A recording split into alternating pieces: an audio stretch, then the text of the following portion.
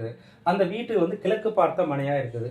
அப்ப கிழக்கு பார்த்த மனைக்கு அவங்க வந்து உள்நுழைவு இது போன்று வச்சிருக்கிறாங்க. அப்ப மெயின் வாசப்படி இது வழியே உள்ளே என்ட்ராகிறோம்.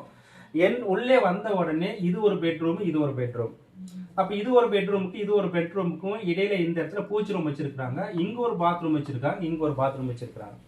இப்ப இதுல என்ன தவறு அப்படின்னு கேட்டீங்கன்னா, இந்த நிறுதி மூலையில வைக்கக்கூடிய பெட்ரூமுக்கு இந்த பகுதி பாத்ரூம் சரியா இருக்குது.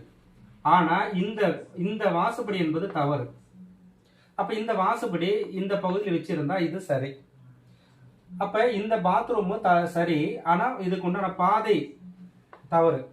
அதே போல இந்த பெட்ரூமுக்கு வரக்கூடிய இந்த வாயு பகுதியில் வரக்கூடிய பெட்ரூம் பாத்தீங்கன்னா இந்த இடத்துல வந்து பாத்ரூம் வச்சிருக்காங்க. அப்ப இது வந்து முற்றிலும் தவறானது. ஏன் தவறானதுன்னு கேட்டீங்கன்னா, இந்த ரூமுக்கு இது வந்து குபேர பகுதியை குறிக்கும். இந்த ரூமுக்கு இந்த பகுதி குபேர பகுதியை குறிக்கும்.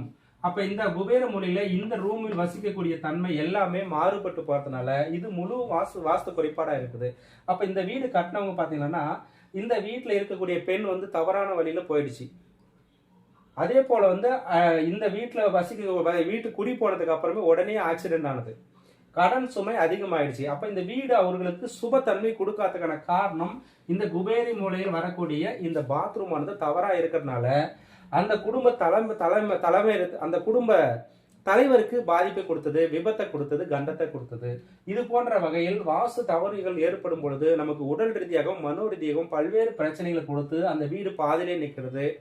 அதே போல் ஏதாவது ஒரு வகையில் உடல் விரைத்த கொடுக்கிறது, மன விரைத்த கொடுக்கிறது, கடன் சுமை அதிகரிக்கிறது. அப்ப அந்த வீட்டுல நம்ம சரிவர வசிக்க முடியாத ஒரு காரணமா இருக்கிறதுனால இது போன்ற பாத்ரூம் யாராவது அமைத்திருந்தால் அதை சரி செய்து கொள்வது நல்லது. இந்த காணொலியை பார்ப்பவர் அனைவருமே குபேர மூலையில் யாரெல்லாம் வந்து பாத்ரூம் வைத்திருக்கிறார்களோ அவர்களுக்கு எல்லாமே சில பிரச்சனைகள் இருந்து கொண்டே இருக்கும். அதை தவிர்க்கும் பொழுது குடும்பம் என்பது சுப தன்மைக்கு வரும். அனைவருமே உணர்ந்து கொள்ளுங்கள். நன்றி, வணக்கம்.